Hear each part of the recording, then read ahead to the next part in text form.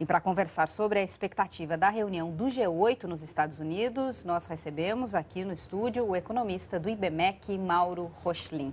Mauro, obrigada pela tua participação aqui. Bom, a crise da zona do euro deve estar no centro dessa discussão do G8, né? Virou um assunto global e principalmente aí crescimento versus austeridade fiscal, né? Qual é a tua expectativa para essa reunião dos países mais desenvolvidos?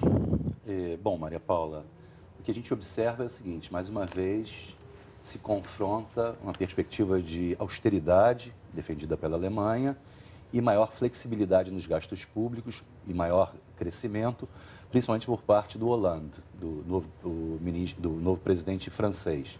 Então, na verdade, eu acho que se busca uma agenda unificada, se busca um discurso mais acertado, mais coordenado entre os principais líderes mundiais em torno da crise que é hoje, sem dúvida nenhuma, o centro das atenções de todo mundo. E isso acontece no momento em que a Moody's rebaixou a nota de risco, a nota de 16 bancos espanhóis, o desemprego é muito elevado e aí o que todo mundo pergunta é como fazer com que esses países voltem a crescer. E aí que fica essa pergunta, crescimento é incompatível com a austeridade fiscal ou dá para ter essas duas políticas juntas? Bom, na verdade, em termos de curto prazo, é incompatível de fato. A gente está falando do governo gastar mais ou gastar menos. Ele gastando mais significa maiores chances de crescimento. O governo gastar mais é o governo consumir mais, é o governo investir mais, é o governo, de uma certa maneira, turbinar a economia. O governo gastar menos é o governo privilegiar o pagamento da sua dívida. É buscar com isso reduzir o seu risco aos olhos dos seus credores. Então, essa tensão, são essas duas perspectivas que estão em jogo. Na verdade, a ideia de crescimento a curto prazo e de austeridade a curto prazo são incompatíveis, sim. Bom, a Angela Merkel já vem reiteradas vezes dizendo que não quer discutir o pacto fiscal, mas nos últimos dias ela também disse que concorda de que é preciso haver crescimento, né? Qual é a sua opinião de qual seria a melhor saída nessa hora? Bom, eu acho que a melhor saída é apostar um tanto no crescimento econômico. Por que isso?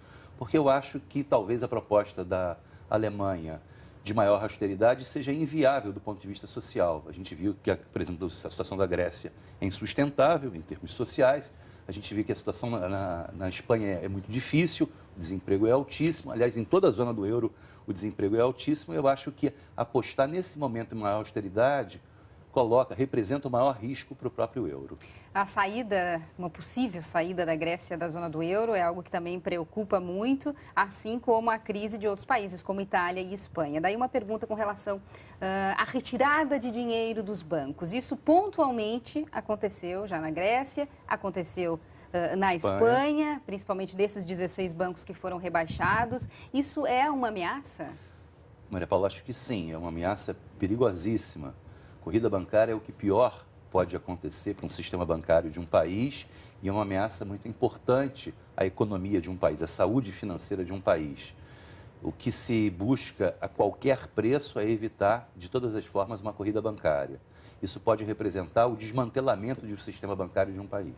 A gente está falando, enfim, do mundo que é super globalizado. Eu queria te perguntar qual é a posição dos Estados Unidos, né, nessa equação aí, já que o Barack Obama é o anfitrião, vai receber todos esses líderes nesse final de semana. E também para o Brasil, o que isso significa? Bom, eu acredito que o Barack Obama, de alguma maneira, vai reforçar a posição do Hollande. O próprio Barack Obama, o próprio Estados Unidos, adotou uma política fiscal um pouco mais expansionista, gastou um tanto mais para tentar turbinar o crescimento, a recuperação da economia americana. Para o Brasil, o que a gente tem que torcer fundamentalmente é para que não haja turbulência. A ideia é que a turbulência é péssima para a gente. Falando ainda da saída, possível ou não saída da Grécia, quais seriam os impactos disso? Quer dizer, ela voltaria ao dracma e seguiria a vida, talvez com mais dificuldade, e o resto do bloco ficaria enfim, seria salvo? Qual é a sua perspectiva? Bom, na verdade, eu diria que a principal preocupação, no caso grego, não é exatamente com o que vai acontecer com a Grécia, mas é o que vai acontecer com o restante da Europa. É o impacto dessa saída ou de um caos na Grécia sobre as finanças dos bancos europeus, que são titulares de uma parcela importante da dívida grega. Então, o impacto sobre o sistema bancário europeu pode ser relevante. Se essa saída não for organizada, se não se der de uma maneira coordenada, se o caos prevalecer, os riscos para o sistema bancário não são desprezíveis. Bom, Mauro Rochlin, eu te agradeço muito a participação aqui no Jornal da Globo News. Vamos ver, né, o desenrolar aí desse fim de semana. Eles estão reunidos lá hoje e até amanhã.